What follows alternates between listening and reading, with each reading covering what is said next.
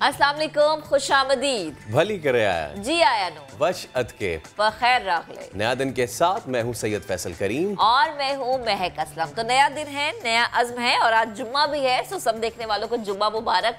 और जब हम बात करते हैं ना एक नए दिन की, तो नए दिन के साथ साथ काफ़ी सारे नए मौज़ूआत होते हैं, नई नई खबरें होती हैं, नई नई बातें होती हैं जो कि हमने आपके साथ करनी होती हैं। जी हाँ बिल्कुल। तो ताज़ा एहसास लेके आपके साथ हम हाजिर खिदमत है। ख़बरदार होशियार, अगर आप गोश्त खाने का सोच रहे हैं तो बिल्कुल ना सोचें। क्योंकि कराची के मवेशियों में जानलेवा वायरस ने एक वबा की शक्ल इख्तियार कर ली है, जिसके बाद गाय का गोश्त और दूध मुज़र सेहत हो गया है। ये एक अहम इशू है जिस पर बात करना बहुत ज़रूरी है, क्योंकि बहुत सारे ऐसे लोग हैं जो कि गाय के गोश्त को बहुत ज़्यादा पसंद करते हैं। फिर जिन घरों में बच्चे होते हैं वहाँ पर दूध डेली आता है। तो ये आप लोगों ने ज़रूर जानना है, ज़रूर देखना है कि ये जो अब बीमारी है इसका आई थिंक अभी तक कोई इलाज तो आया नहीं है। वैक्सीन लोग कह रहे हैं आया है, नहीं आया है, लेकिन उससे ज़्यादा कंसर्न ये है कि कहीं उसका जानवर को काट के और ज़बह करना ना करके और गोश्त बेचना ना उसका शुरू। तो आपने इस चीज़ की एहतियात करनी है। खैर आगे चल के इस पे बात करेंगे। कराची के स्कूल में बच्चों को मुफ्त लंच दिया जा रहा है। ये काम कौन कर रहा है और आखिर क्या वजह बनी ये लंच देने की, इस पर भी बात करेंगे। और लंच में क्या है खाने के लिए, क्योंकि जब भी बात होती है ना खाने की तो फौरन भूख लग जाती है मुझे तो। अच्छा एक बात बताएं आप, 10 रुपए कम हुए ना पेट्रोल पे, हाँ। है इतनी डिमांड है, इतने मुतालबात, मतलब सिर्फ 10 रुपए पेट्रोल सस्ता हुआ है और जो हमारी खातीन हैं उन्होंने नई डिमांड्स, नए मुतालबात, नई ख्वाहिशात सामने रख दी। अब किससे डिमांड हुई है ऑब्वियसली, और कितनी ज़रूरी नहीं और कितनी डिमांड हुई है ये भी जानेंगे। इसके अलावा अच्छा मियाओं के अलावा भाई से हो सकती है या अब्बा से हो सकती है। और thanks for killing the suspense. आगे बढ़ते हैं। पख्तूनों का मकबूल खेल कराची में खेला जा रहा है।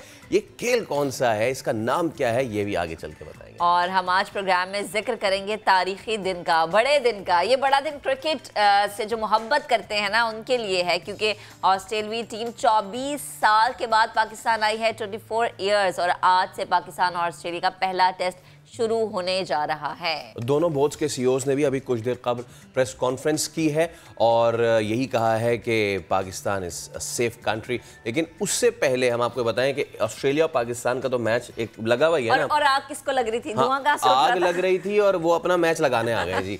और हुआ ये कि पाक बहरिया ने एक और भारतीय आबदोज का सुराग लगा लिया है। पाक बहरिया ने की कामयाब कार्रवाई और पाकिस्तानी समुद्री हदूद में दरअंदाजी करने वाली एक और भारतीय आबदोज का सुराग लगा लिया। भारत ने अपनी आबदोज पाक बहरिया की जारी मशकों की जासूसी के लिए भेजी थी इस्लामाबाद से।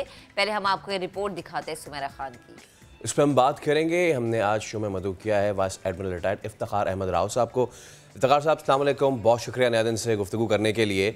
ये not for the first time, पिछले 5 साल में ये चौथी मरतबा है कि जब ये हमने डिटेक्ट की है। और इसकी टाइमिंग बड़ी इंपॉर्टेंट है सर, क्योंकि सीज पाक जारी थी हमारी जो एक्सरसाइजेज हैं। तो इस हवाले से मुझे बताइएगा कि ये भारत हर बार इस तरह की जो हरकतें करता है, मुंह की खाता है, मकासद क्या है इसके? बिस्मिल्लाहिर्रहमानिर्रहीम। ये बिल्कुल आपने सही कहा कि ये हमारी एनुअल एक्सरसाइज सीज पार्क, जिसमें पूरी नेवी की तमाम यूनिट शामिल होती हैं, वो एक्सरसाइज हो रही थी। तो उनकी जासूसी के लिए आई थी और जो जासूसी करने आई थी खुद ही डिटेक्ट हो गई तो पकड़ी गई। तो ये इसका पहली भी जितनी दफ़ा ये सबमरीन्स आई हैं इनकी और हमने डिटेक्ट किया है और इनको बल्कि ट्रैक किया है और वापस जाने पे मजबूर किया है हर दफ़ा। तो वो अक्सर इस किस्म के इवेंट्स के बाद आ रही है, जैसे कि पुलवामा का इंसिडेंट हुआ या कोई बॉम्बे वाला इंसिडेंट हुआ, कोई भी इस किस्म का इंसिडेंट होता है तो वो अपनी तरफ से अपनी कार्रवाई करने के लिए जो अपनी सबमरीन को भेजते हैं और आम तौर पे जो उनकी लेटेस्ट सबमरीन होती है उसी को भेजते हैं। अब क्योंकि ये कलवरी क्लास जो है, ये लेटेस्ट सबमरीन है उनकी, जो फ्रांस से ली है, बहुत महंगी सबमरीन ली है इन्होंने। तो ये भी तो कलवरी क्लास थी और जो चंद माह पहले पकड़ी थी इनकी सबमरीन वो भी कलवरी क्लास ही थी। और उससे पहले जो पकड़ी गई वो उनकी उस वक्त की लेटेस्ट क्लास सबमरीन थी, जो उस वक्त जर्मन थी और उससे पहले रशियन किलो क्लास सबमरीन थी। तो जो भी उनकी लेटेस्ट सबमरीन होती है अपनी तरफ से वो बड़ी तैयारी करके उसको भेजते हैं, लेकिन उनके प्रोफेशनलिज्म का बहुत बुरा हाल है और ख़ास तौर पर उनकी आबदोज सर्विस में जो हर दफ़ा वो पकड़े जाते हैं। समंदर में सबमरीन का पकड़ना जो है वो सबसे मुश्किल तरीन काम है और ये एक वजह मैं एक्सप्लेन करता चलूँ कि सबमरीन को पकड़ना इतना मुश्किल काम है कि पूरी दुनिया में जो एटमी जंग रुकी हुई है, जिसको कि न्यूक्लियर डेटरेंस कहते हैं, कि जी दोनों तरफ से जो है ना अश्योर्ड डिस्ट्रक्शन हो जाएगी, वो बुनियादी तौर पर सबमरीन के लिए, क्योंकि सबमरीन को कहा जाता है कि ये अश्योर्ड सेकंड स्ट्राइक कैपेबिलिटी है, क्योंकि सबमरीन समंदर में छुपी होती है, तो सबमरीन को डिटेक्ट करना इतना मुश्किल है कि दूसरे लोग उसका सोच भी नहीं सकते कि वो न्यूक्लियर वेपन इस्तेमाल करें, कि वरना फिर उनकी सबमरीन ये अटैक कर देगी। तो सबमरीन को डिटेक्ट करना नेवल वारफेयर में मुश्किल तरीन काम है, और जब एक दफ़ा डिटेक्ट हो जाए सबमरीन तो फिर उसके बाद उसको किल करना इज़ नॉट एन इशू, वो बिल्कुल कोई मसला नहीं होता, वो तो आसान तरीन काम है। तो ये पाक बहरिया ने इतनी दफ़ा इनको डिटेक्ट किया है, इनकी सबमरीन को, और ये हमारी समुद्री हदूद में, इन द सेंस ये थोड़ा मैं एक्सप्लेन कर दूँ कि लोग कन्फ्यूज होते हैं कि फिर छोड़ क्यों दिया हर दफ़ा, कि ये समंदर में हदूद ज़रा डिफरेंट होती हैं लैंड से, कि लैंड में तो बॉर्डर की लाइन लगी हुई है, उस लाइन के बाहर जो है क्या बिल्कुल होगा। समंदर में समुद्री हदूद जो है किसी भी मुल्क की, वो 12 नॉटिकल माइल तक होती है।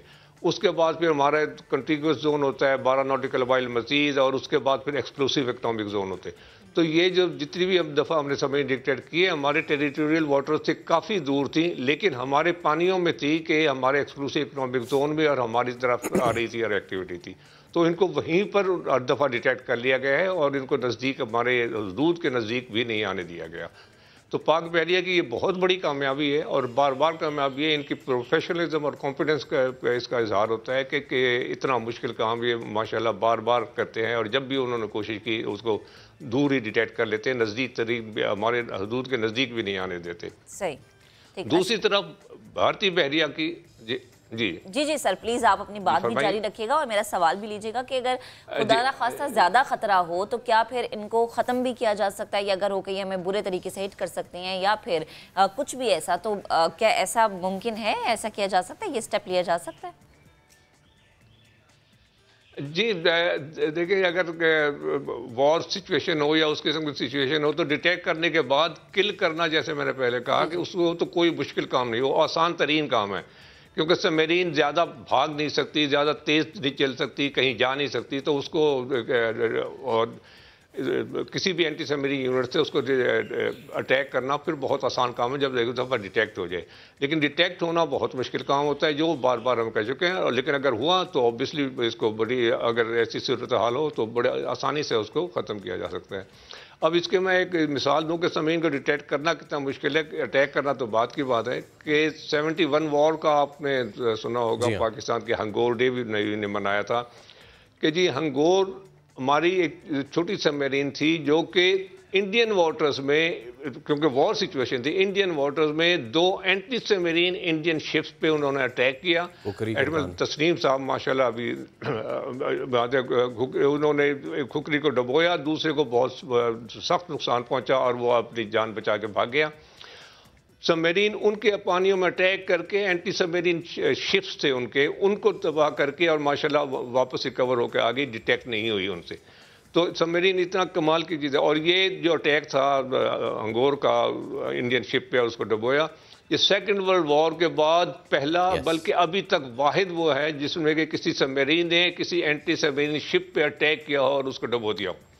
तो एक तरफ पाक बहरिया की सबमरीन सर्विस और पाक बहरिया की अपना वो देखें आप, उसकी महारत देखें माशाल्लाह, और दूसरी तरफ वो आते हैं और बार बार डिटेक्ट हो जाते हैं। और सिर्फ ये डिटेक्ट ही नहीं होते हैं कि इनकी सबमरीन सर्विस की या ओवरऑल नेवी की बहुत ही प्रोफेशनल इनकॉम्पिटेंस है इंडियन नेवी की, कि इनके बार बार एक्सीडेंट्स भी होते रहते हैं। एक सबमरीन इनकी सिंधु रक्षक थी, वो अपनी हार्बर में खड़े खड़े ही तैयारी कर रही थी गालिबन हमारे तरफ आने की, क्योंकि आने से पहले बैटरीज वगैरह को पूरी तरह से चार्ज करना पड़ता है। तो पूरी तरह से बैटरी वगैरह चार्ज कर रहे थे, तो SOPs वगैरह जो भी फॉलो नहीं हो सका, तो वो सबमरीन में धमाका हुआ और उससे वो खुद तबाह हो गई, उसके साथ खड़ी सबमरीन जो बहुत सा तरीके से डैमेज हुई। अभी इन्होंने न्यूक्लियर सबमरीन ले ली है, या अपना ले ही ली है एक किस्म की उनसे, तो उसमें अरिहांत में आग लग चुकी है। तो इनके प्रोफेशनल स्टैंडर्ड बहुत वीक है। और इस सबमरीन को, जिस न्यूक्लियर सबमरीन के जैसे मैं कह रहा हूँ, एक और पहलू इसका ये देखें कि इतनी अनप्रोफेशनल लोगों के हाथों में न्यूक्लियर सबमरीन और न्यूक्लियर बॉम्ब वगैरह अगर हो जाएंगे तो पूरी दुनिया के लिए कहीं तबाही का बास ना बन जाए या पूरे रीजन के लिए, खित्ते के लिए तबाही का बास ना बन जाए। तो ये इन लोगों को अपना वैलिड पॉइंट उठाया आपने, बहुत वैलिड पॉइंट उठाया, क्योंकि उस कैंप से यही बार बार पाकिस्तान के लिए कहा जाता रहा है, लेकिन दुनिया को अब ये देखना है कि न्यूक्लियर वेपनरी रखते हुए कौन रिस्पॉन्सिबल और कौन इररिस्पॉन्सिबल। अच्छा, आखिर में मुझे ये बताइएगा एडमिरल साहब कि ये मेरा सवाल वॉर मॉन्गरिंग के साइड नहीं है, बट स्टिल अगर तो इतनी बार बार एस्केलेशन हो रही है 5 सालों में 4 मरतबा, वो भी ऐसे मोमेंट पे 27 फरवरी को इन्होंने फ़िज़ाओं से एस्केलेशन की कोशिश की, फिर इन्होंने पानियों से भी एस्केलेशन की कोशिश की, उस वक्त भी हमने एक न्यूक्लियर इनकी सबमरीन को डिटेक्ट किया। Now what can be done, क्योंकि बार बार ये आएंगे, बार बार डिटेक्ट होंगे, बार बार वापस चले जाएंगे।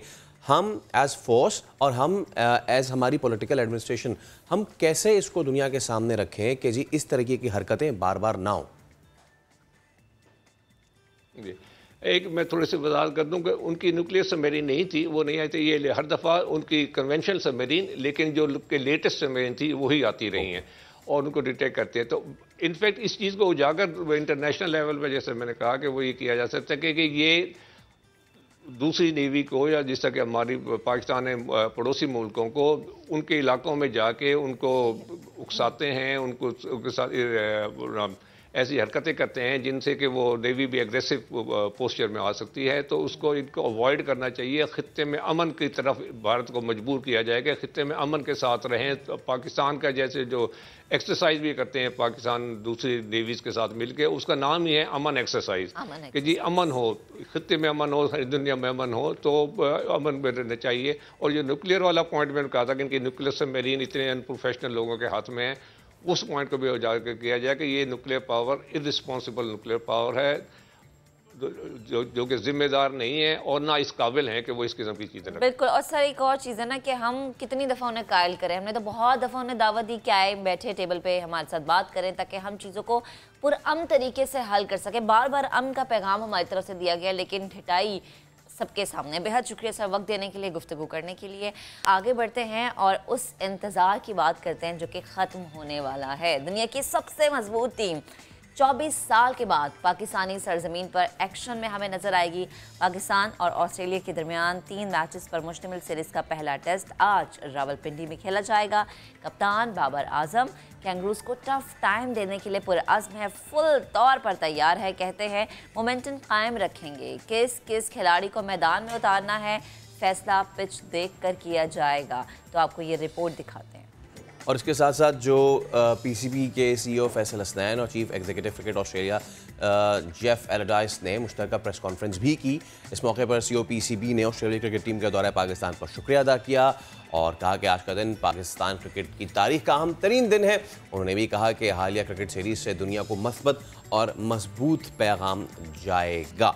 तो अब इस सब पे हम बात करेंगे। हमारे साथ स्पोर्ट्स एनालिस्ट अदील अजहर मौजूद है। अदील भाई अस्सलाम वालेकुम। वालेकुम अस्सलाम। Good morning and good to be in your new studio. Congratulations ji. Thank you so much. And rather than saying good morning, मुझे कल की जो इवनिंग थी ना पिंडी स्टेडियम की, it was so miraculous, so beautiful। मतलब आपको, चले हम क्रिकेट पे तो करते हैं ये बात, लेकिन थोड़ा सा एक क्रेडिट देना होगा पीसीबी को। Now they are working out of their skin. कल गुरूब आफ्ताब के वक्त जब उफ़क़ पे लाली छाई हुई थी तो उन्होंने पूरा स्टेडियम को जो है ना वो लाइट से इग्नाइट किया हुआ था। तो बड़ा ज़बरदस्त ये माहौल जा रहा था। व्हाट्स योर से पाकिस्तान वर्सेस ऑस्ट्रेलिया, ऑल्दो के I have been listening to what you are saying 1 घंटा पहले, तो आपके तो सारे जो है वो फेवर्स ऑस्ट्रेलिया के ही उसमें जा रहे हैं, but why not Naseem Shah, उस पर इतना ज़्यादा आपको कॉन्फिडेंस क्यों नहीं है? बिकॉज मैं तो देख रहा हूँ कि Naseem Shah is going to rattle the Aussies. देखिए भाई, मैं अगर ज़ाहिर पाकिस्तान ऑस्ट्रेलिया को शिकस्त देता है तो I think we all will be very happy about that, but there are certain Australia right now, भी आपके पैकेज में बताया था, they are the number 1 test side in the world and they are number 1 test side for a reason. उन्होंने बुला के England को अभी बुरी तरह थ्रैश किया, यानी आपको पता है हिला के रख दिया उन्होंने उनकी पूरी क्रिकेटिंग एस्टेब्लिशमेंट को। दोनों टीमों के दरमियान क्वालिटी में फ़र्क है। आप मेरी अगर बात सुन रहे होंगे तो पाकिस्तान की जो कोर लाए करती है वो इनके इन 4 बैट्समैन में लाए करती है। You have got Azhar Ali, you have got Babar, you have got Fawad and you have got Rizwan और बाबर की भी अगर हम बात करें तो इनके रेड बॉल के क्रेडेंशियल्स उतने शानदार नहीं हैं जितने इनके वाइट बॉल के क्रेडेंशियल्स हैं। Yes I know Azhar Ali बहुत इंपॉर्टेंट प्लेयर है, I may be critical of him at times, लेकिन मुझे पता है कि वो बड़े मैचेस में परफॉर्म करके दिखा देते हैं। फवाद इज़ मिस्टर रिलायबल, उनकी अभी भी एवरेज 47-48 की एवरेज से वो खेल रहे हैं। बॉलिंग पाकिस्तान का वीक लिंक है और हसन का ना होना और फ़हीम अशरफ का ना होना आपको हर्ट करेगा। देखिए नसीम शाह लुक्ड वेरी पेसी, बहुत अच्छे लगे हैं। और अगर आपने मेरी बात सुनी थी तो मैंने ये बोला था this could be an opportunity for any one of them to become a star. I mean ये नसीम शाह का, देखिए नसीम शाह को जब ऑस्ट्रेलिया हम लेकर गए थे तो फिर ऑस्ट्रेलियंस ने भी मेंटल गेम्स खेले थे, is a great fast bowler और ये वो फलाना express pace, where do this Pakistani come with such express pace all the time. वो जब लेकिन खेलने गया तो फिर हमने देखा कि यार देयर वाज नथिंग, और उन्होंने जितना चढ़ाई कर दी थी उसके ऊपर, जिस तरह उन्होंने जिस स्ट्राइक रेट के साथ नसीम को टारगेट किया था। अब नसीम इज़ मैच्योर्ड, अब वो 18-19 साल 17 साल वाली गेम है नहीं।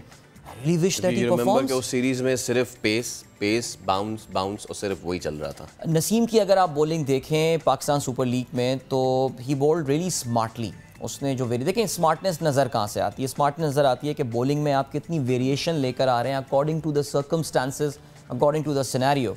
सो पिंडी की विकेट में जैसे कि हमने ये देखा है कि आमतौर से पेसर्स को कंपेयर्ड, देखिए ये कोई वैका की विकेट नहीं है या ये कोई हैमिल्टन की विकेट नहीं है कि जहाँ पे बड़ा नहीं, हम कंपेयर करते हैं पाकिस्तान की बाकी विकेटों के मुकाबले में, तो वहाँ पे पेसर्स को मदद मिलती है। और अगर शाहीन और नसीम यहाँ से एक्सट्रैक्ट करने में कामयाब हो जाते हैं, मैं ये समझता हूँ बैटिंग हमारी ऐसी है कि वो हमें मैच जितवा सकती है। ओके अच्छा, इससे पहले कि हम आगे बात करें और हम प्लेयर्स की बात कर ही रहे हैं, वैसे आपका फेवरेट प्लेयर कौन है? बाबर आजम, ठीक है, ठीक है, ये दो आ गए इनकी तरफ से। लेट्स हैव अ लुक के दोनों, लेकिन अभी वो नहीं खेल रहे। कौन? हाँ, हारिस रऊफ नहीं खेल रहे। तो दोनों टीम्स के की प्लेयर्स कौन से हो सकते हैं, इस पर जरा एक रिपोर्ट देखते हैं, फिर अपने डिस्कशन को कंटिन्यू करते हैं।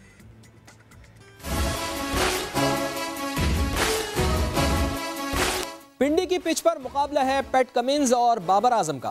तारीख साज मैच में बाबर आजम सिर्फ पाकिस्तानी टीम ही नहीं बल्कि बैटिंग ऑर्डर को भी लीड करेंगे। बाबर 37 टेस्ट मैचेस में 43 की औसत से 2400 से जायद रन्स बना चुके हैं। 5 सेंचुरियां भी बाबर आजम ने बना रखी हैं। 36 साला फवाद आलम के पास पाकिस्तानी पिचेस पर 187 फर्स्ट क्लास मैचेस का तजुर्बा है।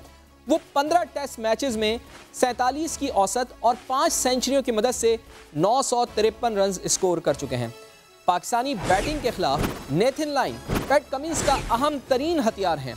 तजर्बेकार ऑफ स्पिनर 105 मैचेस में 415 शिकार कर चुके हैं। ऑस्ट्रेलियाई कप्तान पैट कमिंस अपने पेस और स्विंग से बाबर 11 पर वार करेंगे। 38 मैचेस में 21 की औसत से 185 विकेटें ले चुके हैं। कैंगरूज के लिए इनिंग्स का आगाज करेंगे खतरनाक, सब जानते हैं आप, डेविड वार्नर। वार्नर के पास 91 टेस्ट मैचेस का तजुर्बा है, 24 सेंचुरियों के मालिक हैं। फी इनिंग्स बैटिंग औसत 47.40 है। और मिडिल ऑर्डर में ऑस्ट्रेलिया के पास स्टीव स्मिथ का मजबूत सहारा भी मौजूद है। 8000 रन मुकम्मल करने के लिए स्मिथ को सिर्फ 216 रन दरकार हैं और इनकी सेंचुरियों की तादाद 27 बनती है। पाकिस्तानी बॉलिंग अटैक को ICC cricketer of the year का अवार्ड जीतने वाले शाहीन शाह आफरीदी लीड करेंगे। 21 साला बॉलर 21 टेस्ट मैचेस में 86 शिकार कर चुके हैं, जबकि इसके साथ साथ स्पिनर नुमान अली ने टेस्ट मैच तो सिर्फ 7 ही खेल रखे हैं, मगर वो पिंडी की विकेट को खूब अच्छी तरह जानते हैं। 7 टेस्ट मैचेस में इनकी विकेटों की तादाद 19 है। तो बाबर 11 इज ऑल सेट, लेकिन उस बाबर 11 में एक ज़रा अगर ओपनिंग स्लॉट की बात करें तो कौन कर रहा है ओपन जी? हाँ, मुझ पे छोड़ देंगे तो देखें जी, मैं तो शान मसूद को इस वक्त ना खिलाना बड़ी गलत बात होगी, लेकिन मेरे ख्याल से अगले चंद मिनट में, अभी 4 मिनट में हो जाएगा, टीम का हमें पता चल जाएगा। ऐसा मुझे लग रहा है कि कोशिश की जा रही है अब्दुल्ला शफीक और इमामुल हक से ओपनिंग करवाने की। मैं ज़ाती तौर से कहूँगा कि अब्दुल्ला शफीक को ज़रा आप रोकिए अभी। यहाँ पे अगर पाकिस्तान टॉस हार and if let's say make us bat first, अगर पाकिस्तान पहले बैटिंग कर रहा है, आई थिंक हमें शान के एक्सपीरियंस की ज़रूरत पड़ सकती है। शान ने अपनी बैटिंग के स्टाइल को, अपनी overall approach towards the game को चेंज किया है। काफ़ी अर्सा पाकिस्तान टीम में नहीं थे। कुछ लोगों को शायद ये बात पता हो कि शान ने actually private batting consultant hire किए थे अपनी बैटिंग स्किल्स को चेंज करने के लिए, और हमने इसका इम्पैक्ट देखा है इस बार PSL में। For a very long time he was competing in the top 1 और 2। इवेंचुअली थोड़ी सी फॉर्म में डिप ज़रूर आया था एट दी एंड में जाके, वो तो फ़ख्र के भी आया था, ज़ाहिर हो जाता है ऐसा। लेकिन मैं ये समझता हूँ कि शान का एक्सपीरियंस, आई वुड से शान एंड इमाम से ओपनिंग करवानी चाहिए। अच्छा, आपने दिल PSL का जिक्र किया, वही फैसल मेरे जहन में सवाल कि PSL खेलने के बाद क्या हमारे खिलाड़ी ये तो नहीं हम देखेंगे कि थके हुए हैं, या उस चीज़ की थकावट का हम असर इस या फिर इसको ऐसे ले लें कि हम T20 फॉर्मेट से स्विच कर रहे हैं टू द टेस्ट फॉर्मेट, सो उससे क्या इम्पैक्ट परफॉर्मेंस जी। अच्छा, मुझे याद है आई थिंक आज से कोई 10-15 साल पहले जिस वक्त T20 बिल्कुल सर उठा चुका था, और उस वक्त I think I heard Shoaib Malik या मैंने किसको एक इंटरव्यू सुना था, और उन्होंने ये बोला था कि जो खिलाड़ी अपने आप को इस अब फॉर्मेट स्विचिंग में अडेप्ट नहीं कर पाएगा वो चल नहीं पाएगा।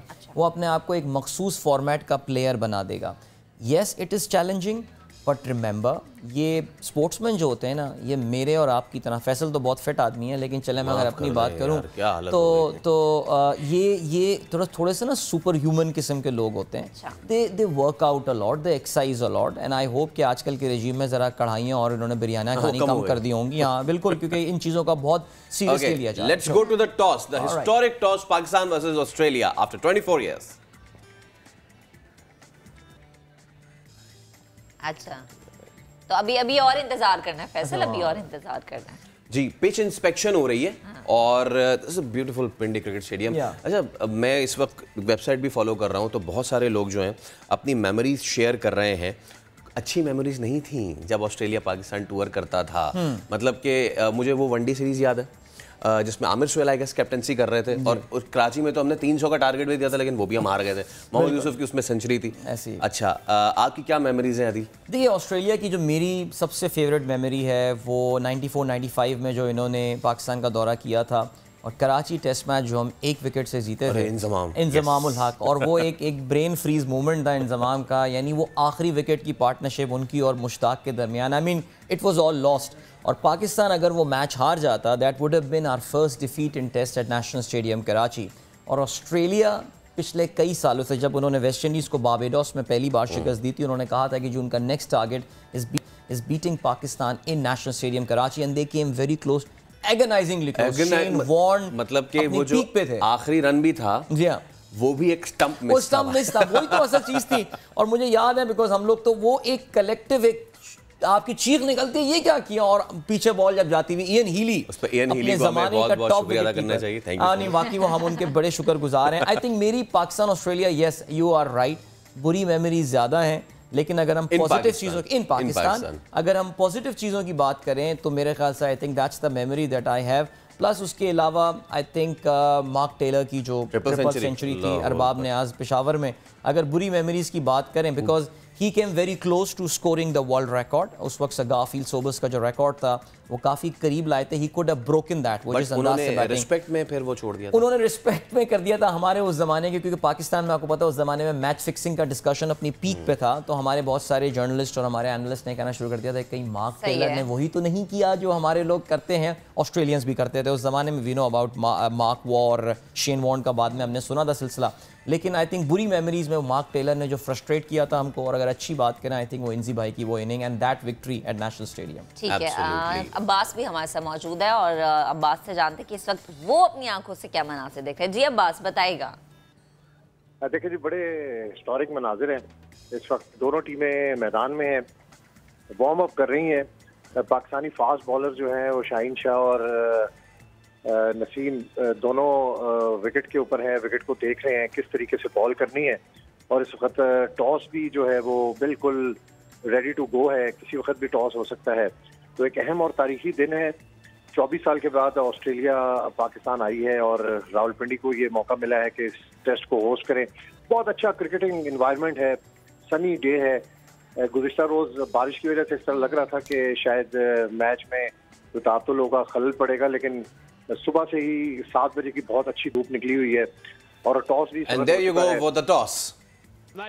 पाकिस्तान ने इस तारीखी टेस्ट मैच में टॉस जीता है और बाबर ने किया है पहले बैटिंग का फैसला। तो आदिल कैसे देखते हैं इस डिसीजन को? नहीं, टॉस जीत के पहले बैटिंग आई थिंक, क्योंकि पैट कमिंस भी यही कह रहे थे कि वो भी यही कर रहे होते, सो आई थिंक गुड डिसीजन। और विकेट को जो देख के बाबर ने बात की है, एक तो बारिश का सिलसिला ज़रा, क्योंकि इस्लामाबाद में कल अच्छी बारिश हुई है बट आज सुबह से बड़ी ज़बरदस्त धूप निकली हुई है वहाँ पे, सो अच्छी विकेट बेक भी हो गई। It looks like a dry wicket, जो हमने शुरू में भी देखा था कि इतनी ज़्यादा कोई उसमें घास वगैरह है, कुछ जो होगी भी वो सब होगी अब तक। और अगर बाबर ये समझते हैं कि तीसरे चौथे दिन में ये विकेट जाके स्पिन कर सकती है, that means on the drier side, I think good toss to win and good decision, no doubt. हमने पेस बैटरी की अपनी बात की है, let's have a discussion on the spin department now. कैसे देख रहे हैं आप हमारे स्पिन डिपार्टमेंट को? क्या तकलीफ देते नज़र आ रहे हैं वो ऑस्ट्रेलियावी बल्लेबाजों को? पाकिस्तान का स्पिन डिपार्टमेंट इनएक्सपीरियंस्ड है काफ़ी ज़्यादा, इसमें कोई शक नहीं है। नुमान होंगे, मैंने अभी तक टीम देखी नहीं है, आर वी प्लेइंग 2 स्पिनर्स और 3 spinners, I don't know about that, लेकिन Nauman is going to be there, उनको तो खिलाना ही है आपको। इसके अलावा Sajid will be there, because ये डिफरेंट किस्म के बॉलर्स, इनका कॉम्बिनेशन डिफरेंट होता है। जाहिद महमूद तो खिलाया जाता है, नहीं खिलाया जाता, ये चीज़ हमें अभी देखनी पड़ेगी, क्योंकि वसीम जूनियर को टेस्ट कैप दी गई है। टीम जैसे हमारे सामने आएगी बात पता चल जाएगी। और अब्बास भी मौजूद है, सो अब्बास का भी कमेंट ले लेते हैं। अब्बास, आप बताएं, आपको ये फैसला कैसा लग रहा है जो बैटिंग का फैसला किया गया है? देखें, विकेट को देखकर ये फैसला किया गया है, टीम डिसाइड भी विकेट को देखकर की गई है। अच्छा वेदर है और अच्छी विकेट है, ग्रासी ग्राउंड है, अच्छा खेल देखने को मिलेगा रावलपिंडी और हमारे पाकिस्तान के शायकीन को। ये पहला टेस्ट जो है हो रहा है, बिल्कुल ऑल सेट फॉर गेम है। शायकीन भी यहाँ पर पहुंचना शुरू हो चुके हैं, तो उम्मीद की जा रही है कि क्राउड भी यहाँ पर अच्छा होगा, जिसका बड़ा एडवांटेज होगा पाकिस्तान टीम को। और अच्छी टीम मैदान के अंदर उतारी है मैनेजमेंट की तरफ से। ऑस्ट्रेलिया की टीम भी मजबूत है, दोनों टीमें मुकाबले की टीमें हैं, और इस वक्त हम ग्राउंड के अंदर देख सकते हैं कि बिल्कुल एक अच्छे तारीखी लम्हात है कि ऑस्ट्रेलिया और पाकिस्तान के दरमियान एक बड़ा मैच जो है वो कुछ ही देर बाद शुरू होगा। टॉस हो चुका है, ड्रेसिंग रूम में जा चुकी है पाकिस्तान की टीम, और बस अब सिर्फ उस लम्हे का इंतजार है जब पहली बॉल होगी और ये मैच स्टार्ट होगा। अच्छा अब्बास, आज का वेदर क्या कहता है पिंडी का? दरअसल बहुत अच्छा वेदर है, धूप है। 3 दिन पहले इस किस्म का वेदर था कि 12 बजे आपको यहाँ पर गर्मी महसूस होती थी, सुबह जरा थोड़ी सी ठंड होती है, लेकिन कल की बारिश के बाद आज का वेदर जो है वो सही प्रॉपर क्रिकेट के लिए एक बड़ा अच्छा एनवायरनमेंट है। इस वक्त ग्राउंड के अंदर धूप निकली हुई है, कोई बादल के चांसेस नहीं है दूर दूर तक। तो पहले 2-3 दिन तो अच्छा वेदर है, फिर प्रिडिक्ट किया जा रहा है कि शायद मंडे ट्यूसडे को थोड़ा सा बारिश हो या क्लाउडी हो, लेकिन पहले 3 दिन जो है वो रिजल्ट की तरफ हम जाएंगे, पता चलेगा कि मैच किस तरफ को जा रहा है, क्योंकि रावलपिंडी की विकेट हमेशा से रिजल्ट ओरिएंटेड रही है। 3-4 दिन के अंदर आप डिसाइडिंग मोमेंट के ऊपर आ जाते हैं कि क्या फैसला होने जा रहा है। तो यही रावलपिंडी की विकेट का कमाल है कि यहाँ पर फास्ट बॉलर्स को भी मदद मिलती है, और तीसरे चौथे दिन के बाद जो है वो स्पिनर विकेट के ऊपर अपना जादू दिखाते हैं। ये जबरदस्त आपने बात बताई है कि जो सूरज है पूरी तरीके से निकला हुआ है, which means a perfect day for cricket. बहुत शुक्रिया अब्बास आपका, आदिल भाई आपका बहुत शुक्रिया। एंड विटनेस कर रहे हैं वो हिस्टोरिक मोमेंट कि जब इतने सालों तक पाकिस्तान को क्रिकेट से दूर रखा गया, पाकिस्तान फॉट बैक, वो आहिस्ता आहिस्ता टीम्स को वापस लाता गया, और अब जो आखिरी जिसको कहते हैं ना तशनगी रह गई थी वो भी पूरी हो गई है, हो जाएगी अब से 3:40 और 23 मिनट बाद जब पहली बॉल फेंकी जाएगी तो वो तशनगी भी दूर हो जाएगी। तो चलें ब्रेक लेंगे, ब्रेक के बाद दोबारा हाजिर होंगे, हमारे साथ रहिएगा।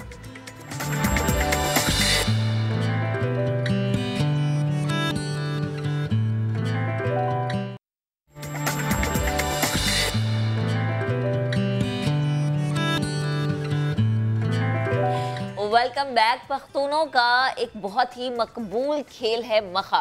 सही बोला मैंने? बिल्कुल मखा। अभी ये पूरी ब्रेक ना फैसल मुझे सिखाते रहे मखा मखा।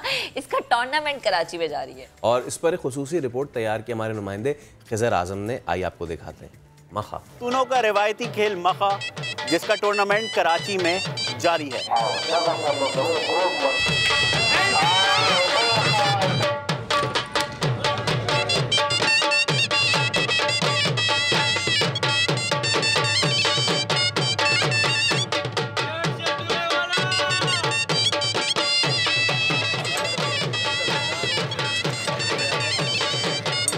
मुसलमान जो है ना इस पे मशक करते थे सऊदी में, फिर वहाँ से ये तुर्की मुंतकिल हुआ, तुर्की से अफ़गानिस्तान और अफ़गानिस्तान से फिर सूबा खैबर पख्तूनख्वा। ये खेल तकरीबन 1992 से ये कराची में आया हुआ है। चादर ऐसा ऊपर उछालते और मुंह से वो बड़बड़ करते, इस पे सख्त पाबंदी है और फायरिंग पे पाबंदी है, सीटी बजाना इस पे पाबंदी है। PSLA में ये खिलाड़ी बाहर मुल्कों से आते हैं, इस तरीके से जो है ना गांव से खिलाड़ी आते हैं। इसमें एक शर्त होता है कि कप्तान कराची का होगा, बाकी खिलाड़ी जो है ना वो गांव के होंगे, यानी कप्तान लाजमी खेलेगा कराची का। 54 टीमें हिस्सा ले रही है और ये इस टूर्नामेंट की हुसूसियत ये होती है कि ये जो फाइनल जीत जाता है ये टूर्नामेंट वहाँ पर उस इलाके में चला जाता है। तीर में ये एक तो ये लग रहा है तुबरे जिसको बोल रहे हैं, और ये लोहे का सांप चढ़ा लेते, ये पर लगा लेते। जब पर नहीं होते ना, ये इसका निशाना सही नहीं होते। पहला होता था ये गिद्ध का पर, वो मजबूत भी होता था, बड़ा भी होता था और रंग भी काला होता था। अभी आजकल गिद्ध है नहीं, ये चील का पर लग रहा है अभी। ये कमान जो है नहीं, इसका अलग साइज हो रहा है, कोई छोटा बन रहा है, कोई बड़ा बन रहा है। एक तो होते हैं सिंग, दूसरा होते हैं लकड़ी, तीसरा होते हैं ये चमड़े का फ्लाव होते हैं, ये जानवर का जो पाँव होते हैं ना पिछले वाला, उसमें से निकाल लेते हैं। ये एक टीम गेम है जिसके लिए टीम मीटिंग बहुत ज़्यादा ज़रूरी होती है। टीम मीटिंग के दौरान सलाह मशवरे और दुआ की जाती है।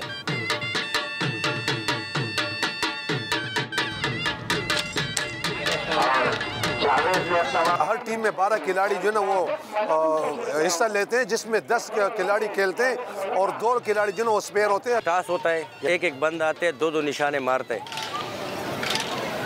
एक राउंड में 40 निशाने मारते, 20 एक तरफ से 20 दूसरी तरफ से। ये 2 राउंड के गेम खेला जाता है। हर एक प्लेयर 10 प्लेयर में 4-4 निशाने मारने का कानून है। हमारा जो रिंग है इसके अंदर भी लगा तब भी 1 पॉइंट है, अगर ये हल्का सा भी लग जाए तब भी 1 पॉइंट है। इसकी ऊंचाई 11 फुट होती है और फासला इसका जो है ना 9 फुट होता है। अगर निशाना ऐसा शकी निशाना लग जाता है और दोनों टीमों का कैप्टन होते हैं, वो उस पर चढ़ते और निशाने पे बेस करते। अगर वो मुतमईन नहीं होते तो फिर 2 मुनसिफ इसके लिए मुंतखब किए जाते, एक टीम की तरफ से भी दूसरे टीम की तरफ से भी।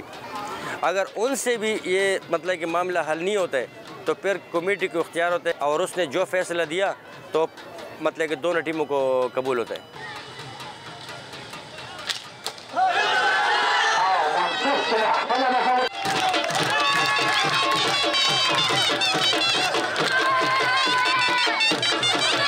इनाम में इसमें कोई वो नहीं होता है कि इनाम बड़ा है या छोटा है, मगर इसमें नाम होता है कि टूर्नामेंट जीता हमने।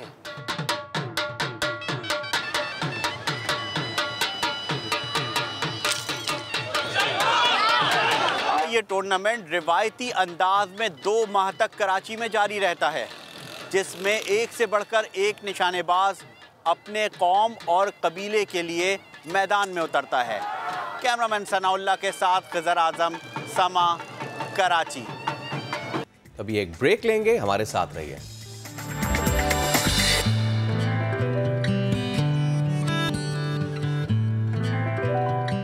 अब ज़रा आगे बढ़ते हैं और शहर कायद के हवाले से खबर है। और जो लोग बहुत ज़्यादा गोश्त खाने वाले हैं, आपकी तरफ इशारा इसलिए किया क्योंकि आप भी बताएंगे कि क्या मसला है। ये आपने जो किया है वो दुनिया को पता है कि आपने क्या किया, तो आपको एक्सप्लेन करने की क्या ज़रूरत है। हाँ, लेकिन एक्सप्लेन अब ये करना है कि हो क्या रहा है। लंपी स्किन डिजीज़ है और इससे जो मवेशी हैं, ख़ास तौर पे जो गाय है, वो तेज़ी से बीमार हो रही हैं। मुझे टेंशन नहीं हो रही कि हम स्टेक्स कैसे खाएंगे, क्योंकि गोश्त आप खा नहीं सकते, दूध भी आप पी नहीं सकते। हर घर में बच्चे हैं जहाँ पे गाय का दूध जाता है, तो प्लीज़ अवॉइड कीजिए। इस बीमारी में मुब्तला होने के बाद होता क्या है, गाय का ना तो दूध काबिल इस्तेमाल रहता है और ना ही गोश्त। अब ये बीमारी कहाँ से आई और इसका इलाज है भी या नहीं है, पहले रिपोर्ट देखते फिर इस पर बात करेंगे। कराची में गायें तेजी से लंपी नामी जल्दी बीमारी में मुब्तला हो रही हैं। लगभग शहर के 50% फार्म्स इसकी लपेट में आ चुके हैं। कैप्रीपॉक्स नामी वायरस से फैलने वाली इस बीमारी के असरात जानवरों की जिल्द पर आबलों और तेज बुखार की सूरत में जाहिर होते हैं। इस बीमारी के नतीजे में जानवरों की शरह इमवात तो 5% है, लेकिन परेशान कुन बात यह है कि इस मरज के इलाज के लिए कोई दवा पाकिस्तान में दस्तयाब नहीं है। लंपी स्किन डिजीज कराची में वबाई शक्ल इख्तियार कर चुकी है और अब इससे हैदराबाद, कोटरी, मीरपुर खास, उमरकोट, थर, छाछरो, खैरपुर में भी गायें मुतासिर हो रही हैं। जानवरों के तिब्बी माहिरीन कहते हैं मच्छर बीमारी से मुतासरा गाय या बैल को काट ले तो वो सेहतमंद जानवर को भी इस वायरस में मुब्तला कर सकता है। लंपी बीमारी का सबब बनने वाला कैप्रीपॉक्स नामी ये वायरस न सिर्फ गंदगी बल्कि हवा, पानी और परिंदों के जरिए भी फैलता है। जानवरों के डॉक्टर्स का कहना है कि कोई जानवर लंपी के मर्ज में मुब्तला हो जाए तो कुव्वत मुदाफ़त बढ़ाने के लिए पहले 3 दिन इसको मल्टीविटामिन्स देने चाहिए और फिर इसके बाद एंटीबायोटिक और स्टीरॉइड्स का इस्तेमाल कराया जाए। मल्टीविटामिन्स के इस्तेमाल के बगैर दूसरी अद्वियात का इस्तेमाल जानवर के लिए जानलेवा साबित हो सकता है। लंपी फैलाने वाला वायरस 2012 में जनूबी अफ्रीका में रिपोर्ट हुआ था, जो जानवरों की नकलो हरकत के साथ दीगर मुल्कों में भी फैल चुका है। ईद कुर्बान से चंद माह पहले लंपी स्किन डिजीज ने न सिर्फ कैटल फार्मर्स के लिए खतरे की घंटी बजा दी है बल्कि खरीदारों को परेशान कर दिया है। मर्ज पर काबू पाने के लिए हंगामी बुनियादों पर इकदाम ना किए गए तो सूरत हाल संगीन हो सकती है। तो बेहतरीन रिपोर्ट मुदस्सिर की हमने आपको दिखाई है। कराची के मुख्तलिफ बाड़ों में मौजूद जो गायें हैं वो बीमार हैं और 200 से ज़ायद मर चुकी हैं। कमिश्नर कराची ने भी सूरत हाल का नोटिस लेते हुए शहर में दूध की सप्लाई मुतासर होने का खदशा जाहिर किया है। कराची में मौजूद गायें तेजी से मुहलिक जल्दी बीमारी में मुब्तला हो रही हैं। मुतासरा जानवरों की अमवात भी बढ़ती जा रही हैं। मलीर के इलाके में बीमार जानवरों की नकलो हरकत भी देखी गई है। कैप्रीपॉक्स नामी वायरस से फैलने वाले मर्ज लंपी से मुतासरा जानवरों का गोश्त ही नहीं, दूध भी सेहत के लिए इंतहाई नुकसानदेह है। लेकिन इसकी संगीनी के बावजूद शहरी बेधड़क गोश्त की खरीदारी कर रहे हैं। कोई खौफ नहीं है भाई, बिस्मिल्लाह बोल के खाओ, सब चीज़ बराबर हो जाती है। उससे इंसानी निज़ाम में बीमारियां पैदा हो रही हैं। कुछ भी नहीं हो रहा, सिर्फ ये रूमर्स होते हैं और ये रूमर्स की बात होती है सारी। फ्रेशनेस चेक कर रहे हैं उसमें पता नहीं चलता कि आपको अब यहाँ तो हम लेबॉर्ट्री टेस्ट तो करने से रहे दुकान के ऊपर और सरकारी ठप्पा लगा हुआ, सरकार का गोश्त है। समा की टीम इस बीमारी की छानबीन के लिए ब्रंस रोड की गोश्त मार्केट गई तो वहाँ के कस्साबों ने वायरस की तो तस्दीक की, लेकिन दावा किया कि उनका गोश्त लंपी स्किन डिजीज से पाक है। ये बीमारी हमारे जानवरों में नहीं है, कट्टू माल में ये बीमारी नहीं है। ये जो पालतू जानवर बाड़ों में पले हुए होते हैं ना, जो लाखों रुपए के बिकते हैं कुर्बानी पे, उन जानवरों में बीमारी आई है। इसके अंदर जानवर के अंदर है ना पस पड़ जाती है और पूरा इसके जो पीप निकलती है इसके अंदर से, गोश्त के अंदर से पीप निकलती है। वो बेच नहीं सकते, वो काट लें और वो होटलों में भी इस्तेमाल नहीं हो सकता। वो गोश्त सिर्फ फेंक सकते हैं, वो काटने का बेचने का गोश्त नहीं है। वो गोश्त मार्केट में बैठे कस्साबों ने शहरियों को मशवरा दिया है कि वो सरकारी मुहर लगा हुआ गोश्त खरीदें। हम विदाउट स्टम्प गोश्त लाते ही नहीं है। हमारे गोश्त पे स्टम्प होती है और जब स्लाटर हाउस में हम लेके जाते हैं तो पहले चेक होता है जानवर। समा की टीम इस बीमारी की खोज में भैंस कॉलोनी के मज़बा खाने भी पहुंची, जहां के मुंतज़मीन ने दावा किया कि उनके पास इस बीमारी का कोई केस नहीं आया है। ये स्लेटर हाउस है, गवर्नमेंट का इदारा है, KMC का इदारा है, तो यहाँ वही माल आता है जो ओके होता है, ओके होके छानबीन करके फिर उसके ऊपर स्टम्प लगती है, तो फिर ओके होके यहाँ से निकलता है। कसाब और मसबा खाने तो अपने जानवरों में बीमारी से इनकारी हैं, लेकिन DG livestock Sindh doctor Nazir Kalhoro ने न सिर्फ बीमारी की तस्दीक की है बल्कि वैक्सीन तैयार होने तक एहतियात का भी मशवरा दिया है। ये पाकिस्तान में पहली मरतबा आई है, पहले यहाँ पे नहीं थी और न ही हमारे पास उसके लिए कोई टीका है। फेडरल गवर्नमेंट को एक रिक्वेस्ट गई है कि फिलहाल इमरजेंसी बुनियादों पे फिलहाल उस वैक्सीन की हम अंदर आए। अभी हम सिर्फ अवेयरनेस कर रहे हैं क्योंकि ये मच्छर के थ्रू फैल रही है। कमिश्नर कराची इकबाल मेमन ने भी शहर के कैटल फार्म्स में फैलने वाली बीमारी की इतलात का नोटिस लेते हुए डिप्टी कमिश्नर मलीर से रिपोर्ट तलब कर ली है। महकमा लाइव स्टॉक के साथ मिलकर मामले की तहकीकात करने और फौरी इक़दाम की भी हिदायत की है। कैमरा टीम के साथ शाहनवाज कादरी, समा कराची। और इसके जो शॉर्ट टर्म असरात हैं वो तो हमने आपको बताएं। सोचा ईद कुर्बा भी करीब है, इस सब पे हम बात करेंगे। डॉक्टर जैद खान वैक डॉक्टर मौजूद हमारे साथ। और डॉक्टर साहब, आप ही वो शख्सियत हैं कि जिन्होंने इसको रिपोर्ट किया था और बताया था कि इस तरह की कोई चीज़ होने जा रही है, तो सबसे पहले बहुत शुक्रिया। मुझे बताएं, थोड़ा सा एक्सप्लेन भी करें कि ये क्या है, कैसे ये बीमारी हो रही है और क्या जानवर पे अफेक्ट पड़ रहा है इससे। सबसे पहले आपका बहुत शुक्रिया, आपने अपना कीमती वक्त दिया मुझे। और वाकई ये मसला जो है 2021 में अक्टूबर को हैदराबाद के एक शहर जामशोरो के करीब जाहिर हुआ था। सबसे पहला केस वहाँ पे आया था। सही है। तो वो प्रॉपर्ली डायग्नोज ना होने की वजह से उसको डिले हो गई क्योंकि ये कैप्रीपॉक्स वायरस है, इसका जो दायरा होता है वो 20 किलोमीटर के अंदर अंदर होता है। अगर एक जानवर इन्फेक्टेड है तो उसके इर्द गिर्द का 20 किलोमीटर जो एरिया होता है वो भी इन्फेक्टेड होता है, और इसकी वजह से जो है ये बीमारी ज़्यादा फैलती गई। और क्योंकि ये एक वायरल इन्फेक्शन है तो इसको फैलाने में सबसे अहम किरदार हमारे पास फार्म सिक्योरिटी की वजह से भी काफ़ी ज़्यादा मसले हुए हैं, जैसे कि मच्छर हो गए, मक्खियाँ हो गई, परिंदे हो गए, जिसकी वजह से ये मसला काफ़ी ज़्यादा फैला है और बहुत तेज़ी से ग्रो कर रहा है इस वक्त। पूरे कराची नहीं बल्कि सक्खर तक ये बीमारी सक्खर डिवीज़न तक आ चुकी है। अच्छा डॉक्टर साहब, ये भी बताएगा कि क्या ये बीमारी इंसानों को लग सकती है, लाइक जो इन्हें छू रहे हैं या जो इनके पास हैं, इनके जो मालिकान हैं, इनकी देखभाल करने वाले, क्या ये बीमारी इंसानों तक मुंतकिल हो सकती है? इस बीमारी में वेराइटीज हैं, जैसे कि पॉक्सिस हो गया, वो इंसानों में भी मुंतकिल हो जाती है। और देखा जाए तो आप देखें जैसे कि गाय है, अगर उसका दूध उसका बच्चा पीता है तो दूध के जरिए उसको भी आ जाती है ये बीमारी। और डेफिनेटली हमारे जो फार्मर हैं, जैसे ही आउटब्रेक होता है तो हम लोग काफ़ी ज़्यादा यहाँ पे एंटीबायोटिक्स यूज़ होती हैं, हैवी एंटीबायोटिक्स, जो कि दूध में मुंतकिल हो सकती हैं, जिससे ना सिर्फ प्रोडक्शन जानवर की डाउन होती है, लेकिन सबसे ज़्यादा नुकसान जो है दूध के जो कंज्यूमर होते हैं उनको भी होता है, जो इस्तेमाल करते हैं, जिससे लिवर भी डैमेज होता है, किडनी प्रॉब्लम्स होती हैं, गाल ब्लैडर के इश्यूज होते हैं और भी बहुत सारे इश्यूज होते हैं, और बिल्कुल ये मुंतकिल हो सकती है। कुछ केसेस में देखा गया है, नीदरलैंड में 1-2 केसेस हुए थे कुछ अर्सा पहले, तो वहाँ पे जो है इंसानों में मुंतकिल हुई थी। अच्छा, हमारे साथ ही रहिएगा, गुफ्तगू में हम शामिल करेंगे डीजी सिंध लाइफ स्टॉक नज़ीर हुसैन कलोड़ो साहब भी अब हमें ज्वाइन कर चुके हैं। नज़ीर साहब अस्सलाम वालेकुम, बहुत शुक्रिया। मुझे बताएं कि डिपार्टमेंट क्या कर रहा है और अब तक क्या आपके पास इत्तलात आई हैं, क्योंकि अब एक इशू ये आ रहा है कि मिसबा खानों से ना अगर ये जानवर कट के और शहरों में आने लगे तो फिर तो बड़ा मसला हो जाएगा। जी, सबसे पहले तो मैं समझता हूँ इस बीमारी को समझना चाहिए और मैं कतई इस नोशन को रद्द करता हूँ। ये जो बात चल रही है हर जगह पे कि ये खुदा न ख्वास्ता इंसानों को लग रही है, बिल्कुल इंसानों को नहीं लग रही। अच्छा, ठीक है, ये ज़िम्मेदारी के साथ, और हमारी जो ऑर्गेनाइजेशन है OI, organisation for international epizootics, यानी animal health, world animal health organisation, वो बाकायदा उन्होंने डिक्लेयर किया हुआ है।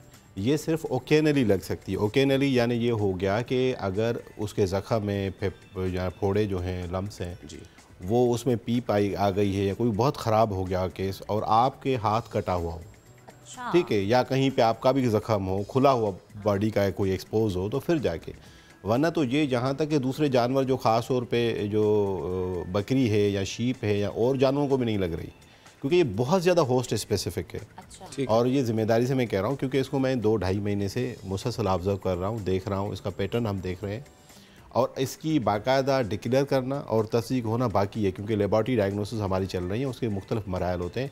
और कल या परसों तक शायद हम डॉक्टर साहब भी कुछ कह रहे हैं, वो कह रहे हैं 3 महीने पहले केस दायर हुआ।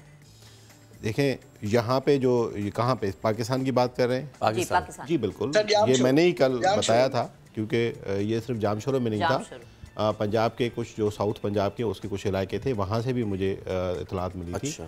लेकिन मैं आपको ये हम क्लोजली देख रहे हैं, क्योंकि हर्पीज़ वायरस होता है एक एनिमल का, उससे भी बहुत ज़्यादा ये क्लोजली मिलता है, और उसके अलावा और भी वायरस हैं इस तरह के, स्टोमेटाइटिस वायरस है।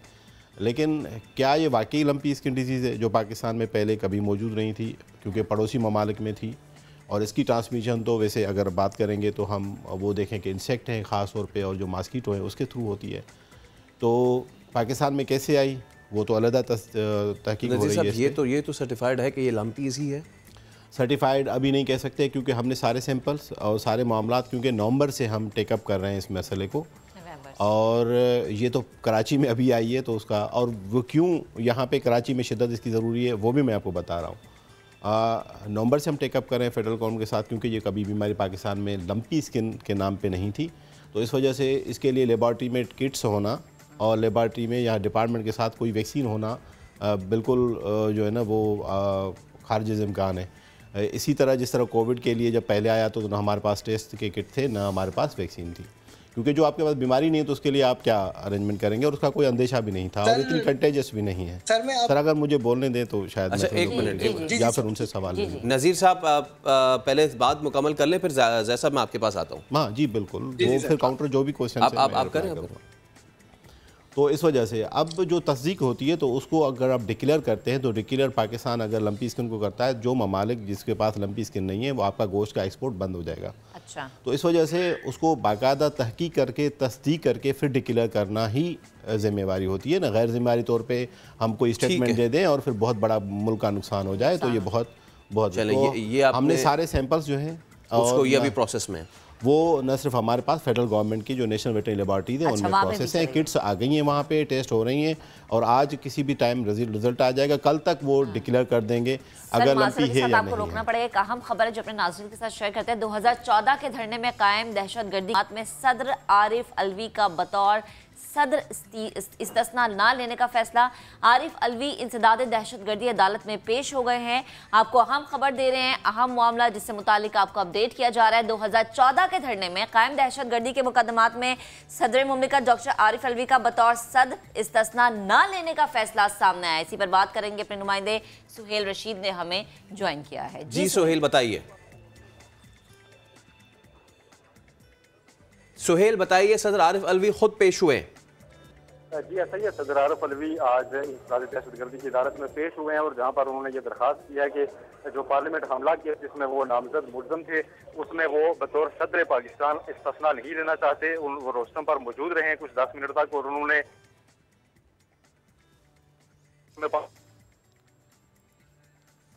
सुहेल रशीद से भी बात करेंगे। खुद ज़ाती हैसियत में पेश हुए हैं सदर आरिफ अलवी और ना सिर्फ पेश हुए बल्कि उन्होंने 2014 के धरने में जो पे कायम दहशतगर्दी के मुकदमात थे उनमें बतौर सदर इस्तिस्ना ना लेने का फैसला किया है। 10 मिनट वो वहाँ पे मौजूद रहे। सुहेल कंटिन्यू कीजिए। सुहेल आप हमें सुन पा रहे हैं? ठीक है, अच्छा सुहेल से राबता बहाल करने की कोशिश करेंगे। अहम तरीन खबर है जिससे मुतालिक आपको अपडेट कर रहे हैं और सुहेल इससे मुतालिक हमें बता रहे थे।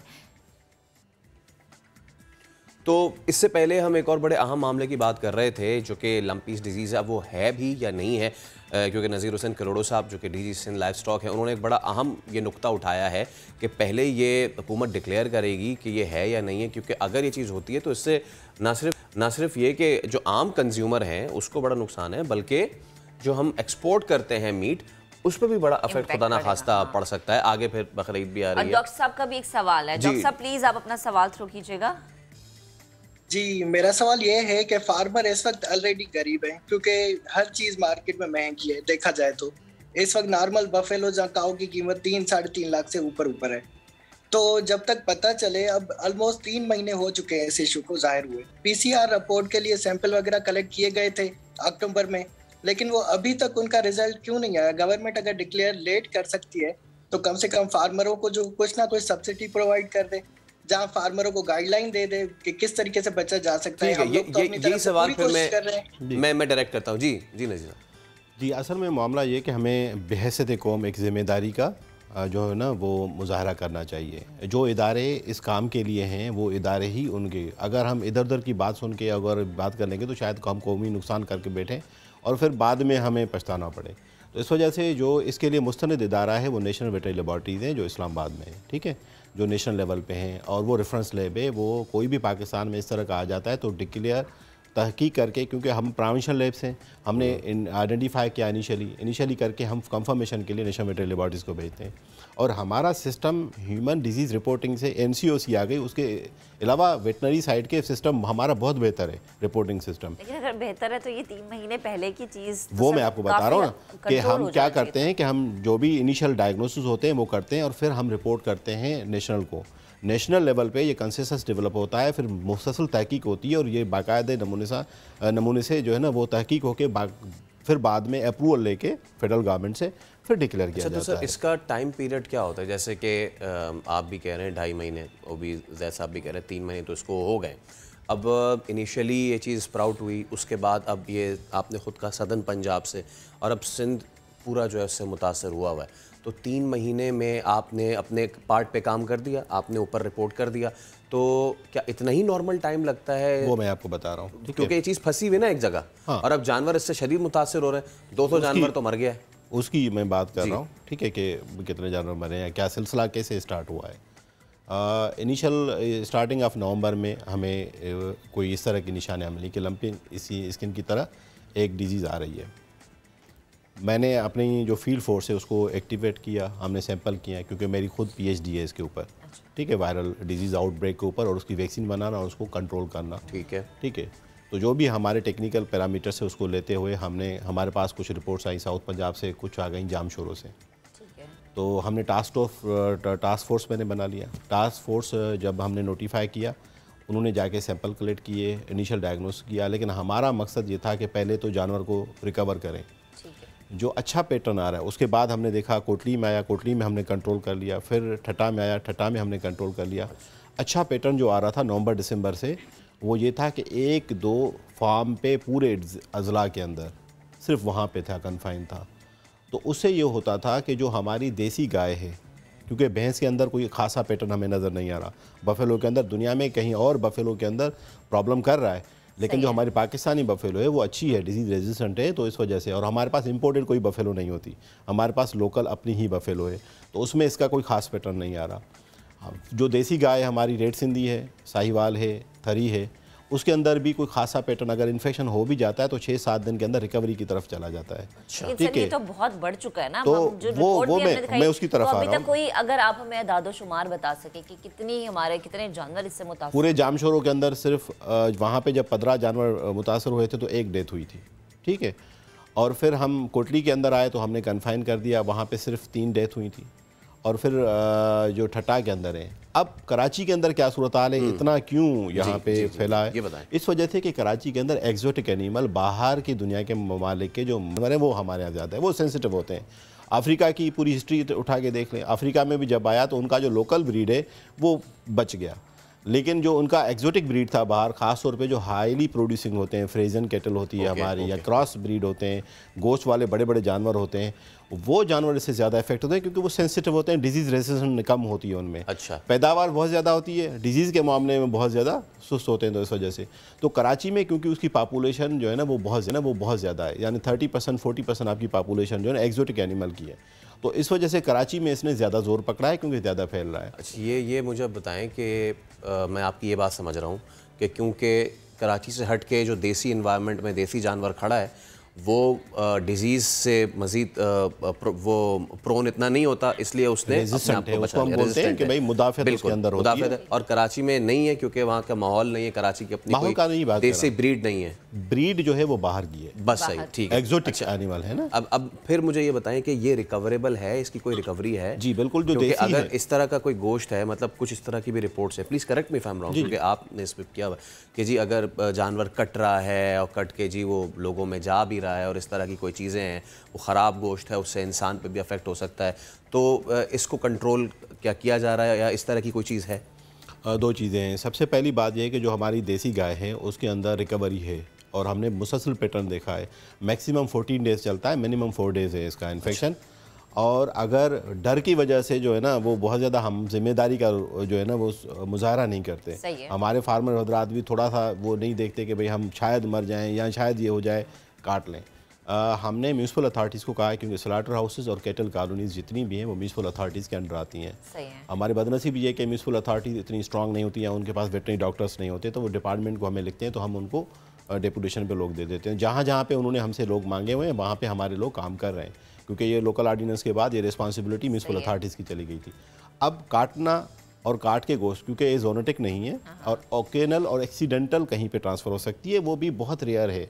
यानी कोई पिछले 20 साल के अंदर 3 बंदों में वो नोटिस किया गया था, और वो भी ये कैसे है, ये जिस तरह हमें बचपन में चिचक होता है ना, काउ पॉक्स, चिकन पॉक्स होता है, ये उसी तरह का पॉक्स वायरस है। सबसे बड़ा वायरस ये होता है बैक्टीरिया के बाद, मोटा वायरस है, और इसकी इम्यूनिटी एक दफ़ा हो जाए तो लाइफ टाइम बन जाती है, दोबारा हमें चिचक नहीं होता। लेकिन फिर भी सर डिजीज तो है ना, डिजीज तो डिजीज रहती है। सर कराची की अगर हम स्पेसिफिकली बात करें, क्या नंबर्स है कराची में जानवरों के इफेक्ट? कराची के अंदर जो स्पेशल कराची के अंदर जो हमें जो आ रहे हैं, तो डेथ क्योंकि बहुत कम हो रही हैं। डेथ ऐसी नहीं है जैसे हमें रिपोर्ट हो रही है, क्योंकि ज़्यादातर तो लोग या कुछ लोग जो है इनको स्लाटर करके फिर या तो बंद कर सर, दें। कोई मेरे आप पास जो आ फिगर रही बता है जी जी जी वो मेरे पास अभी तक 27 कल तक फिगर थी और 43 आज तक है जो टोटल हुई है। 27, 43 यानी तेजी से एक दिन में अगर 20 नहीं फैल के मतलब दो रिसोर्सेज थी कि म्यूनसिपल अथॉरिटीज़ भी थी और सिंध गवर्नमेंट। ये तो आपने डेथ्स बता दिए, और असर कहाँ तक फैला हुआ है इसका? असर का, क्योंकि ये देखें इसका फैलाव कैसे वो हमें सोचना चाहिए, समझना चाहिए। सबसे पहली बात ये कि इसका ये कंटेजियस नहीं है। हवा के थ्रू और किसी टच के थ्रू, किसी कॉन्टैक्ट के थ्रू, पानी के थ्रू ये नहीं फैल रही। ये सिर्फ मच्छर के काटने से फैल रही है यहाँ पे, और दूसरा जो इंसेक्ट होते हैं, जो कीड़े होते हैं उनसे।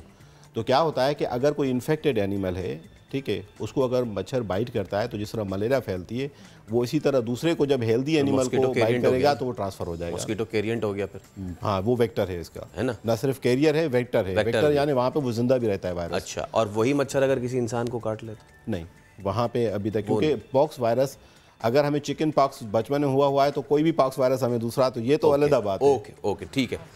अच्छा जैद, आप मुझे बताएं कि ये सिचुएशन आपने भी देखी और नज़ीर साहब ने सीधा सीधा कहा कि जी इतनी सिचुएशन ऐसी नहीं है जितनी पोर्ट्रे की जा रही है। आपके पास क्या इत्तलात है? और आपकी तो स्टडीज भी है ना। कल क्योंकि मैं एक प्राइवेट लाइव स्टॉक कंसल्टेंट हूँ, तो मेरी फॉरम के थ्रू कल मुझे सिर्फ 21 जानवरों के केसेस आए हैं जो एक्सपायर हुए हैं, और जो अपेयर हुए हैं वो कुछ ज़्यादा है, तकरीबन 15-16 से ऊपर हुए हैं कल न्यू केसेस, और 21 जानवर एक्सपायर हुए हैं कराची में सिर्फ। इसके अलावा कोटी जी में एक जानवर जो है एक्सपायर हुआ है, और 3 जानवरों में जो है आउटब्रेक हुआ है। तो गवर्नमेंट को ये, सर को मैं ये कहूँगा कि आप भले आप हमसे कांटेक्ट करें, हम आपको फार्मर्स के नंबर वगैरह प्रोवाइड करते हैं, आप उनके पास जाएं, उनको थोड़ा सा। और कराची में कितने बाड़े इससे अफेक्ट हुए? ये फिगर सर के पास होगी, क्योंकि मेरे पास जो फार्म है कराची के सुपर हाईवे के ऑलमोस्ट सारे ही फार्म जो है इफेक्ट हुए हैं इससे। सारे सर इस पे आते हैं, ऑलमोस्ट इस पे आते हैं, क्योंकि मेरे पास कोई तस्दीक शुदा इसकी फिगर नहीं है, मैं नहीं बता सकता, लेकिन जो रिपोर्ट से मुतदाद हैं, अगर अफेक्ट होते भी हैं तो रिकवरेबल है, लेकिन सवाए उसके जहाँ पे एग्जोटिक एनिमल है वहाँ पे थोड़ी सी सिचुएशन ख़राब है। और इस वजह से भी हम ये देख रहे हैं, क्योंकि फेडरल गवर्नमेंट के मुख्तलिफ स्टेप्स होते हैं। किसी वैक्सीन को अंदर लेके आने के लिए परमिशन के लिए 2 कंपनियों ने अप्लाई किया हुआ है। नई वैक्सीन के लिए हम बना रहे हैं, यानी सिंध में भी हमने कोशिश की हुई है, सैंपल कलेक्ट कर लिए, लेकिन उसके मराहल, क्योंकि आपको पता है 8-9 महीने मिनिमम लगते हैं कई नई वैक्सीन को बनाने के लिए, ट्रायल्स करने के लिए, क्योंकि ज़िम्मेदारी के साथ करना पड़ता है। जो बाहर से वैक्सीन है वो federal government is about to issue permission. जैसे ही वैक्सीन 1 हफ्ते के अंदर, मैं समझता हूँ 10 दिन मैक्सिमम में हम डिक्लेयर करेंगे तो फिर वैक्सीन ला पाएंगे। अगर हम डिक्लेयर नहीं करते तो फिर वैक्सीन नहीं ला पाएंगे। तो इस वजह से, क्योंकि कल तक ये डिक्लेयर हो जाएगा कि लंपी है या नहीं है। ठीक है। अच्छा डॉक्टर साहब, आप क्या ऐड करना चाह रहे हैं? सर मैं यही कहना चाहूँगा कि आउटब्रेक होने के बाद वैक्सीनेशन तो किसी काम की नहीं है ना, हमें तो प्रिवेंटेटिव थेरेपी चलानी चाहिए, क्योंकि वैक्सीनेशन करेंगे तो अभी हमारे जानवरों में ऑलरेडी इम्यूनिटी लो है, तो उसको बूस्टअप करने के लिए जहाँ तो लाइव एटीन्यूटेड वैक्सीन मंगवाई जाए, क्योंकि इस वक्त जो ज़्यादातर केसेस मेरे पास आए हैं उन लोगों ने लंपी वेक जो वैक्सीन आ रही है आजकल कराची में काफ़ी ज़्यादा ब्लैक पे भी चल रही है, तो वो यूज की है, और जो हेल्दी एनिमल थे उन्हीं पे ज्यादा इफेक्ट हुआ है उसका। अच्छा, तो क्या ये बात इसका जवाब ले लेते हैं नज़ीर साहब? जी बिल्कुल। वैक्सीन जो है वो बीमारी आने के बाद नहीं करते, और बीमारी या सबसाइड हो जाए या बीमारी आने से पहले करते हैं। तो जाहिर है कि जो भी फार्म से हम उसके लिए सिंध गवर्नमेंट ने पहले अप्लाई किया हुआ है हमने। एक हमारे गवर्नमेंट के इदारे हैं पंजाब में, VRI लाहौर, उसके अंदर जो है वो इसकी मिलती जुलती वैक्सीन बनती है जो गोट पॉक्स और चिकन पॉक्स है, क्योंकि ये बड़ा वायरस है तो उसे क्रॉस प्रोटेक्शन दे देता है 60-70%। उसके लिए हमने आर्डर भी प्लेस किए हैं, वो आ रही है, और मुख्तलिफ जगहों पे हमें वैक्सीन हेल्दी एनिमल को कर रहे हैं। जहाँ पे बीमारी हो रही है हमारे जितने भी, क्योंकि म्यूनसिपल अथॉरिटी ने उसके बाद हम आते हैं, तो हमारे जितने डॉक्टर्स हैं हमने टीम बनाई हुई है, टास्क फोर्स, वहाँ पे पहुँच जाते हैं जहाँ से भी हमें कॉल आती है। और मैं आपको अभी भी जिम्मेदारी के साथ कह रहा हूँ कि हमारे गवर्नमेंट के नंबर्स भी हैं, वहाँ पे भी मैं खुद कोरंगी कराची में बैठ रहा हूँ, बीइंग डायरेक्टर जनरल, मेरे नंबर अवेलेबल है इंटरनेट पे, मुझसे वो रब्ता कर सकते हैं, हम टीम भेज के वहाँ पे ट्रीटमेंट कर सकते हैं। तो कह रहे हैं कि हमारे पास ट्रीटमेंट कर सकते हैं। मुझे एक आखिर बता दें कि एक तो ये कि गुड फॉर कंजम्पशन है अभी भी, क्योंकि लोगों में थोड़ा खौफ और हरास है? कहना नहीं चाहिए, अखलाकी तौर पे अच्छा नहीं होता, क्योंकि हम डिक्लेयर नहीं कर चुके हैं कि ये लपी है या क्या है। एहतियात करें और जो भी गोश्त है अभी वो वेल कुक करके खाएं। ठीक है। और सर दूध, जाहिर सी बात है जिस घर में बच्चे हैं दूध तो आता है वहाँ पे गाय का, तो दूध में कोई इस तरह की निशानी नहीं मिली। सिर्फ एक्सपेरिमेंटली एक दफ़ा मिला था कि जो बच्चा है वो उसका पेट में था गाय के, तो उसके अंदर इन्फेक्शन आया था, गाय के बच्चे के पेट में। और मुझे ये भी बताते जाएं कि जो हम आप बात करो एक्जॉटिक एनिमल्स वाली, तो वो कौन सी ब्रीड है कराची में? मुख्तलिफ नस्ल की गोश्त की ब्रीड्स हैं, शार्लो है, सेमेंटाल है, ब्राह्मण है, मुख्तलिफ किस्म के, और उसके क्रॉसेस किए गए। और ये जो फ्रेजन है काऊ है, ठीक है, या जर्सी है, इस तरह की काउज है इसमें ज़्यादा, इसमें क्योंकि वो प्रोडक्शन बहुत ज़्यादा देती हैं। ठीक है, मिनिमम 30 लीटर होता है। डॉक्टर साहब लास्ट आपसे कमेंट लेना चाहेंगे, as per your studies specially Karachi में कितने जानवर ऐसे जो इफेक्टेड हैं, कितने ऐसे हैं जो मर चुके हैं?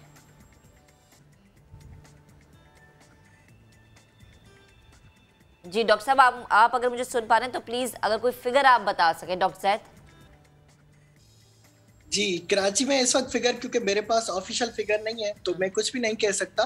बाकी आपको सुपर हाईवे पे जो मेरे पास रिपोर्ट्स आई हैं वो मैंने जैसा कि सवेरे बता दिया वही है, और उन फार्मर्स के सारे कॉन्टेक्ट नंबर हर चीज़ मेरे पास अवेलेबल है, तो वो मैं प्रोवाइड कर सकता हूँ। बाकी एग्जैक्ट फिगर का गवर्नमेंट को सर्वे करनी चाहिए कि क्या हो रहा है, कितने जानवर एक्सपायर हुए हैं door to door. Super highway पे अंदाजन कितने जानवर, मतलब चले कराची, बाकी मानना कराची को छोड़ के अगर सिर्फ हम एक सैंपल ही ले लें ना सुपर हाईवे पे, तो वहाँ के क्या स्टैट्स हैं? जी, कल DCFA के थ्रू रिपोर्ट आई थी कि कराची के ऑलमोस्ट 100 फार्म पे 200 से ज्यादा जानवर एक्सपायर हो चुके हैं। ये कल मुझे पता चला था। ठीक है, क्योंकि मैं कराची में नहीं होता, मेरा जो कांटेक्ट है वो सिर्फ मंथली टूर्स होते हैं। ठीक है डॉक्टर ज़ैद, बहुत शुक्रिया आपका। नदीर साहब आपका भी बहुत शुक्रिया। तो ये सेंसिटिव है और लोकलाइज्ड मामले से लेकर ये इंटरनेशनल एक्सपोर्ट तक ये बड़ा ही सेंसिटिव है, तो इसको बड़ा ही हमें केयरफुली देखना होगा। और जब तक इसकी वैक्सीन या फिर जब तक इसको गवर्नमेंट ऑफिशियली डिक्लेयर ना कर दे, जो लोग हैं इस वक्त जो परेशान हुए हैं घरों में, उनसे ये गुजारिश है कि एहतियात करें, जो भी पकाएं वो अच्छे तरीके से पका के खाएं, कुक अच्छा करें। और जैसे कि डॉक्टर साहब ने भी कहा कि जो दूध है ना, एक तरफ शायद आप पिए या ना पिए, लेकिन एहतियात बरत लें। हम तो अभी तक आपको यही कहेंगे जब तक कुछ भी चीज़ें सामने नहीं आती। अभी एक ब्रेक लेंगे, ब्रेक के बाद दोबारा हाजिर होंगे इस टीवी तक।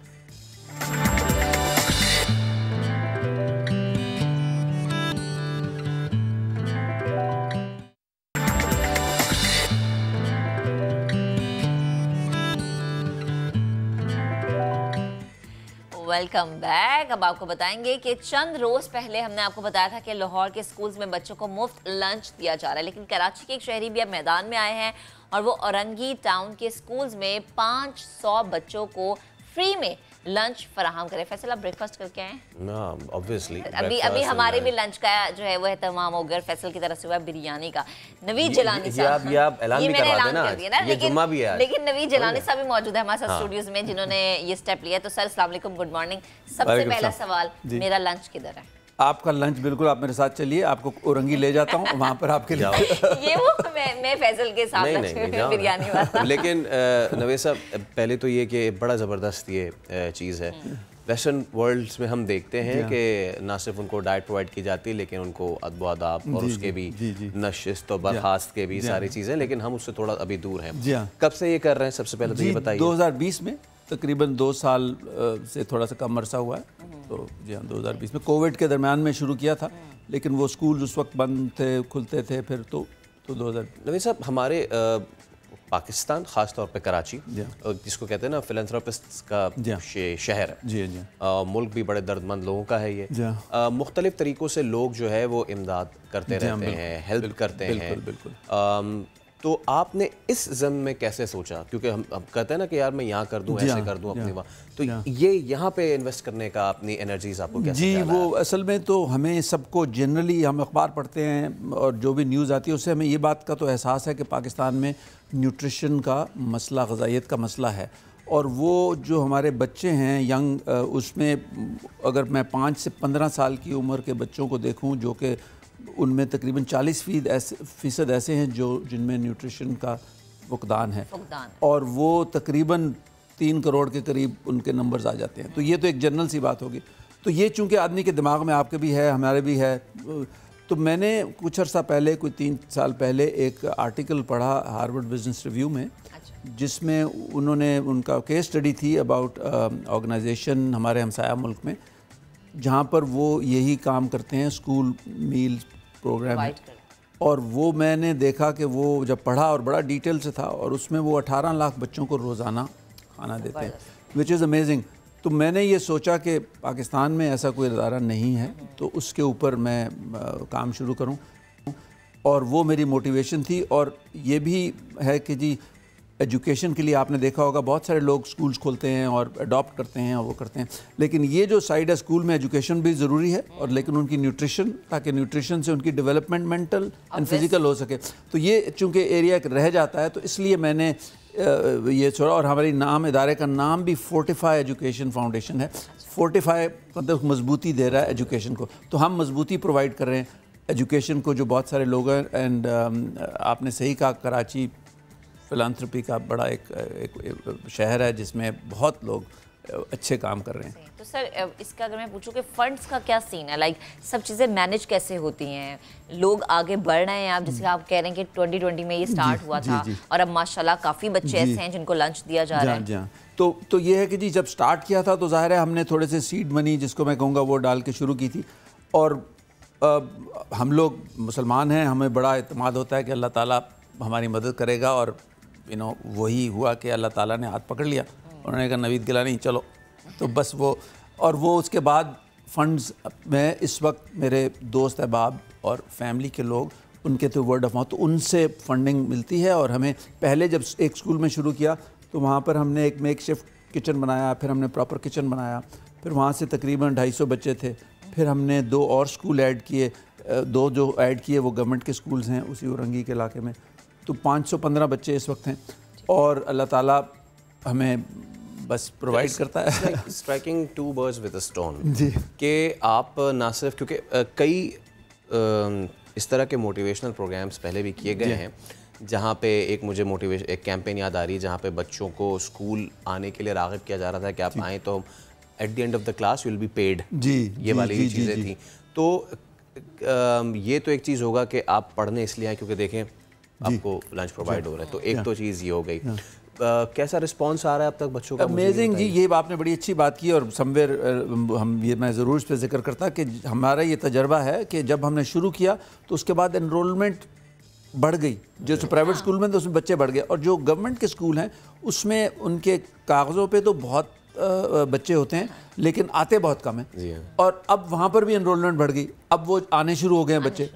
सो ये एक साइड इफ़ेक्ट है उसका कि जब पेरेंट्स के, क्योंकि गुर्बत हमारे मुल्क में अनफॉर्चुनेटली, जैसे हम जैसा मर्जी कहें, है तो काफ़ी, और काफ़ी स्ट्रेस है गरीबों पे, तो वो उनके लिए बड़ा अच्छा है कि जी वो खाना हमें जो है वो बच्चे जो हैं वो आ जाते हैं। पेरेंट्स के लिए भी अच्छा है कि उनको, तो ये हम इनकरेज करते हैं कि आप और बच्चों को भेजें। सही है। तो सर ये गुर्बत, आपने गुर्बत का जिक्र किया, महंगाई भी बहुत बढ़ गई है, तो आप इस चीज़ को फेस करें, जो पहले चीज़ 60 की मिल रही थी 30 रुपए पे बढ़ गई। बिल्कुल, वो अभी हमने जब वो हम बल्क में कुछ चीज़ें ख़रीदते हैं, जैसे ऑयल है हमारा हर रोज़ चूँकि कुक होता है, तो वो भी पिछले महीने फरवरी में जब मैंने ख़रीदा एक मरतबा तो एक कीमत थी, उसके बाद जब दूसरी मरतबा ख़रीदा तो तकरीबन 80 रुपये लीटर उसमें बढ़ गया था। तो ये एक अनफॉर्चुनेट है कि हम, कोशिश तो हमारी ये है कि हम अपनी कॉस्ट को कम से कम रखें। इस वक्त हमारी कॉस्ट जो है तकरीबन 1750 रुपया पर चाइल्ड पर मंथ है। उसमें 6 दिन हम उनको देते हैं, ज़ाहिर है संडे को तो ऑफ होता है, तो दैट्स, बट ये मेरा ख्याल है ये बढ़ती रहेगी कीमत भी, और इसलिए जितने हाथ आगे आ सकें और आपका हाथ ज्वाइन कर सकें, हम तो कहेंगे बेहतरीन है। सर आज के लंच में क्या है? जी आज तो चूँकि फ्राइडे है, आज हम कुक नहीं करते क्योंकि आधा दिन छुट्टी होती है, तो आज हम उनको फ्रूट्स देते हैं और अंडा वगैरह बॉयल करके दे देते हैं, तो इस किस्म की चीज़ हम देते हैं। तो नॉर्मल 5 डेज़ में कुक्ड फूल होता है। अच्छा, आखिर में मुझे बताएं कि इस प्रोजेक्ट को, इस मोटिवेशन को, इस नज़रिए को कहाँ लेके जाना चाहते हैं? जी हमारा इरादा तो ये है कि मैंने जैसे आपको बताया कि वो हमसाया मुल्क में 18 लाख बच्चे हैं हर रोज़ के। हमने 0 से शुरू किया, अभी 515 हैं, उनको 20 साल लगे। अब मेरा इरादा यही है कि हमारा इदारा जो है ये सारे पाकिस्तान में फैले, इंशाअल्लाह अल्लाह ताला मदद करेगा। और जब मैं नहीं भी हूँगा इस दुनिया में तो कोई ना कोई इसको आगे लेकर चले, और तो वो भी है। और मैं फिर ये कहूँगा कि आई एम सो ग्रेटफुल अल्लाह ताला से का, और कि वो हाथ में कहता हूँ पकड़ लिया, और वो आपको आगे चला रहा है। इट इज़ अमेजिंग कि किस तरह से वो बस है, और दोस्त अहबाब वो आपका मदद कर रहे हैं। बहुत शुक्रिया सर, आप आए तशरीफ। लोगों में अभी रुझान बढ़ रहा है कि वो इस तरीके से भी स्कूल्स की मदद कर रहे हैं। तो जी आज का जी जी बिल्कुल, प्रोग्राम हमारा इख्तिताम को जाते जाते टीज कर देते कि पाकिस्तान ने अभी तक कोई विकेट नहीं खोई है और 21 रन बना लिए हैं। चलें, अल्लाह करे इसी तरह बेहतरीन तरीके से खेलता रहे। मंडे को आपसे मुलाकात होगी। 2 दिन आपने बेस्ट ऑफ द दिन देखना, अपना बहुत सारा ख्याल रखना है, वीकेंड को एंजॉय करना है। अल्लाह हाफ़िज़।